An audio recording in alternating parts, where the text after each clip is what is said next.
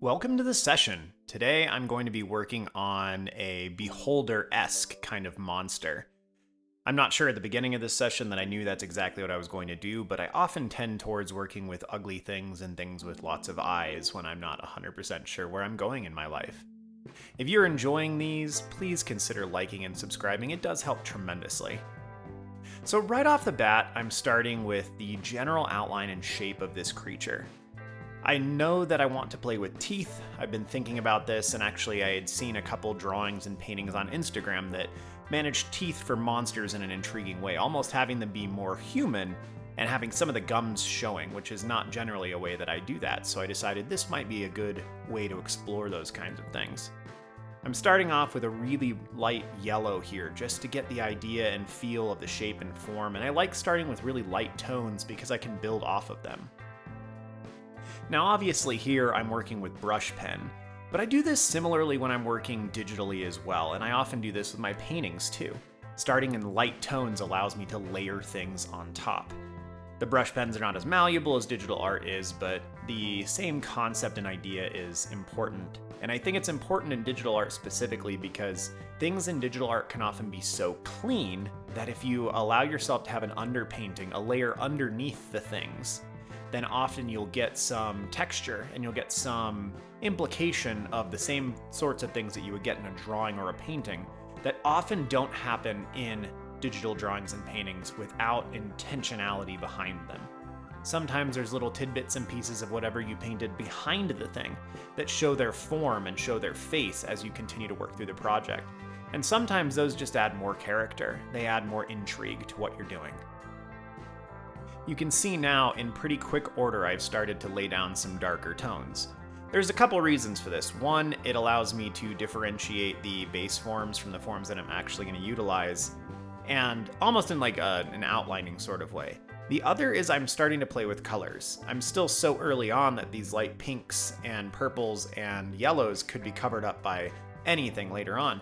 But at this point in time, I'm playing with the idea of the complementary colors of purple and yellow. Can I use these and utilize these in their various forms to create this piece?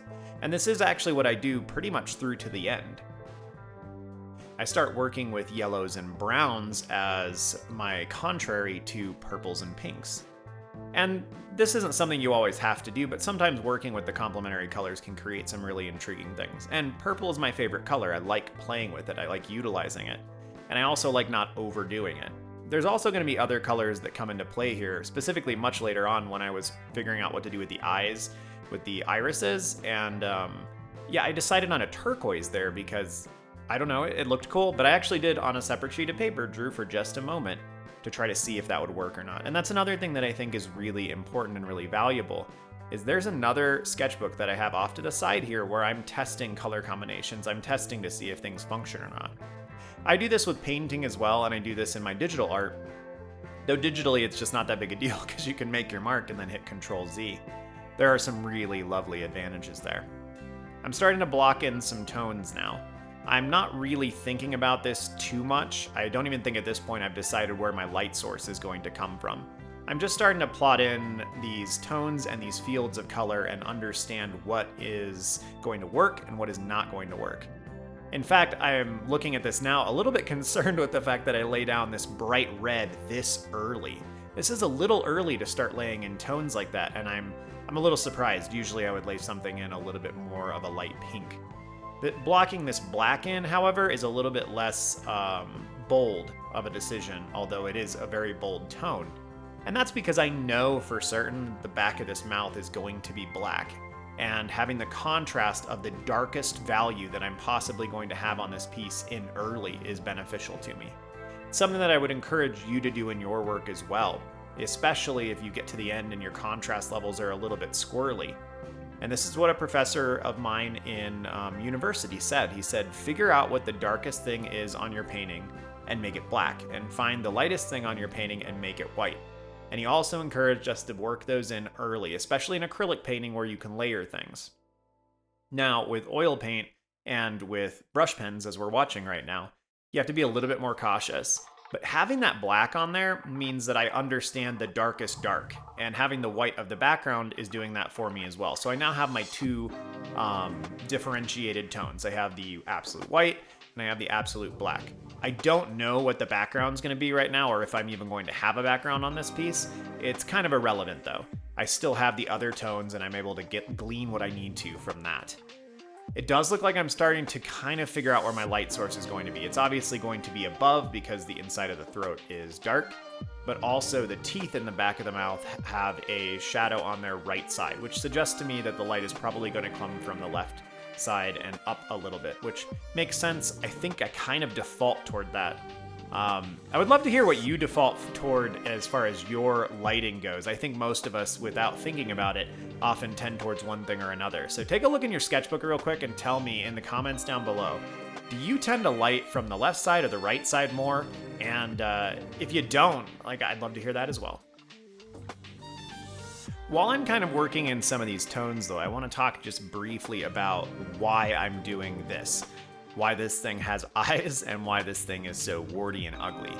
And I've talked about this in some of my prior videos as well, but I like to work with things where the form and the undulation of the shape is really an integral part in what I'm working on. So the fact that this thing has these warts, it's got gums, the eyes are facing all these different directions, means there's a lot of grace in how I lay this down. I'm not particularly stressed about getting anything right, especially at the beginning. So as I'm working in these dark tones in the mouth, I am creating really concrete edges, and you'll notice I'm going a little bit more slowly for that reason. But I like working with things like this that are ugly. There's a lot of these things in Bloodborne and in the Dark Souls games. I see a lot of this in some other artists' work as well, and especially in Lovecraftian kind of eldritch horror things. So I think there's an intrigue to that. Obviously, things that are ugly and strange and very different from our own form are intriguing because they're really different from us. So there's this manifold of different reasons. I'm not even sure manifold's the right word, but it's what came to my head, so I'm keeping it in. There's all these different reasons for why I do this. It's less stressful for me to draw things that are ugly because you don't have the pressure for things to be perfect. There's a lot more fun in the playing with the forms and the shapes and how shadows interact. It's giving me an opportunity to work on things that I need to work on, like how do I differentiate my textures? How do I differentiate my colors? What colors work well together? There's so many three-dimensional shapes on this that I'm getting an opportunity to work with how light is affecting everything. What's casting a shadow on the things next to it? How does all that function? And at the end of the day, it's way more intriguing to me than it would be if I was to draw or paint something that was just a perfect spherical or smooth surfaced form. And so there's so many little things here that this is what I end up pushing myself towards. And I know most of us have this tendency, right? Most of us have a fallback, a thing that we dive into when we don't know what to work on. And this is a sketchbook session. This is really letting you into how I work when I don't have any particular direction. This is, in some capacities, drawing for joy. I also try with most of my drawing to challenge myself and to grow because, unfortunately, I am just never content with where I'm at. It's not a terrible thing because it obviously pushes me to keep working and keep working through new things and learning new things. It is damaging for contentment, which is a really valuable thing and something we ought to spend some more time talking about. So I'm starting now to work in the eyes, and I'm doing this probably because my brain needs something solid to grasp onto. I've created all these outlines, I've started shape blocking some things. In part, I'm letting things dry, and I can't go work the Micron pens into wet brush pen because it will bleed a little bit, and I really hate that. So there is this almost ADD or ADHD movement to how I work on these pieces, and largely that's just due to the fact that I have to let certain areas dry to a certain level before I can work on them with another medium. Some of that is just how my brain works. I do better when I'm bouncing back and forth, but alas, I'm also working on these eyes right now because they're fun, they're enjoyable for me, and that's part of the reason why I include lots of eyes in these kinds of works. In one of the last sketchbook sessions, there was this weird underground or underwater plant thing with a single central eye that was either like a goat's or like an octopus's. And I just enjoy eyes. And I think this fascination in a lot of ways stems from Phantoon, a boss in Super Metroid that I ran into when I was a child, and it's this creepy, ghost-like cephalopod type of thing. And when it opens its mouth, its eye is inside its mouth. And I remember seeing that the first time and thinking, that's so weird and creepy, but cool at the same time. And it probably doesn't really make sense, because how would he swallow things and how would the tongue function? But a lot of that doesn't really matter. In the moment, there's the cool factor takes over, and you're just like, this is interesting. And particularly going into more of like the Lovecraftian eldritch horror kind of idea, their anatomy doesn't really have to make sense. These are higher beings that exist on a plane outside of us. Bloodborne plays with this a lot as well, because these are the old great ones. Their anatomy is different, they're on a different plane of existence, and whilst I'm not really doing that with this creature, that does come into play sometimes with some of my sketches and my drawings, is they don't always have to make perfect sense. Or they push me to a point where I have to create lore to make it make sense. And I love building lore, and I love thinking about all these processes and how things would function in a world together. In fact, in one of my stories that I'm working on, I've purposefully constructed a set of entities called the Tanari, which are souls that are not bound to anything. You know, if you think of humans and mortal beings, we are soul bound to flesh, and I have elemental creatures in that story as well that are soul bound to element, to rock, to fire, to ice, things like that. But I started playing with the concept of, what if you had a soul that was bound to nothing, or a soul that became bound to concepts? And that's where the Tanari come from. They come from this idea of, what if a soul is just attached to the concept of childhood fear? What if a soul is attached to nightmares or to dreams? And so you could get these vaguely spiritual, almost like demonic or angelic beings that are really not bound to a moral spectrum. They're not good, they're not bad, they exist. They're a being that exists, and their corporeal form is built off of the thoughts and dreams and ideas and concepts of the mortals that they encounter. Almost like they would exist as a shadow or as nothing in a vacuum. And when they enter the physical world and they run into mortals who have these dreams and thoughts and concepts, they evolve and morph into these really intriguing forms. And so nothing needs to make sense. You know, you can have a floating skull attached to 6 limbs, and it's got a cloak and it's got a crown on it. And it's like, well, why? Why does it? It doesn't have to make sense. This creature has, by no will of its own or no desire of its own, created a form for itself based on the thoughts and concepts and ideas of the things that it's run into. And that's weird, and I like it. And as a writer, it gives me the ability to play with things that are just kind of interesting and fun. And as an artist, it allows me to create things that are creepy and yet also still fit the lore, even though they're kind of illogical in their own ways. And it's good for me because I happen to be such a logical person when I'm building stories, that if I can create ways to forcefully be illogical, it expands me, it challenges me, it helps me grow, and it's fun. I'm starting to work in a little bit more detail here, and I think I'm going to spend quite a while now actually just adding additional details to this. I've got a lot of the basic shapes, and I can kind of tell by where things have ended. It's almost this layering effect, right? So I started at the beginning of the face and I'm moving backward.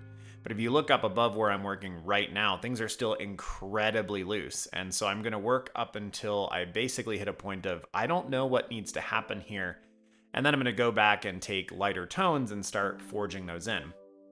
Now, sometimes, if you really know what you're doing, you can take the pen or the darker tool, whatever it is, and you can just start working in those extra levels of detail and those extra things. And there's an advantage to that. There's an advantage to starting with the pen with your darkest contrast and then working the details in later. I like doing that sometimes as well, especially with watercolor. And sometimes it can be very fun just to throw a whole bunch of random lines out there, give yourself something to work with, and then from that craft in something a little bit more intriguing. This face, surprisingly to me, even at this stage in its journey, has a lot of character and emotion to it.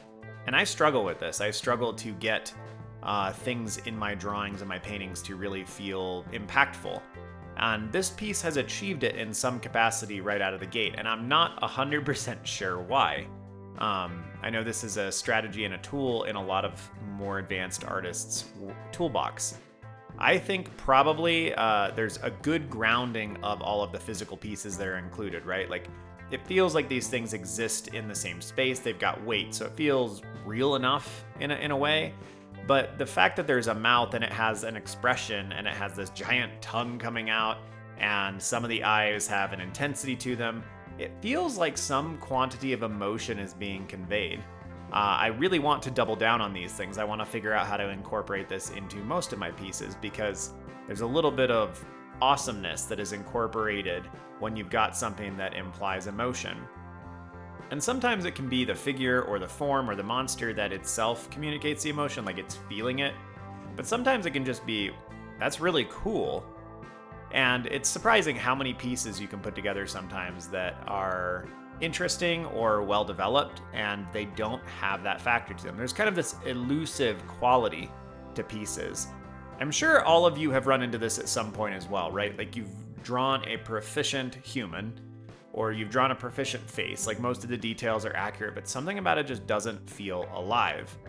I think a lot of this really has to do with eyes in anything that has eyes. But there's also just like this level of contrast and intrigue. Like if you're building a landscape, you can have a landscape that looks super fun and super interesting. But most of the landscapes that I put together, and probably most of the landscapes most people put together, are not particularly interesting. And there's some lack of realism that I've realized over the years largely is just related to atmospheric perspective in my landscapes.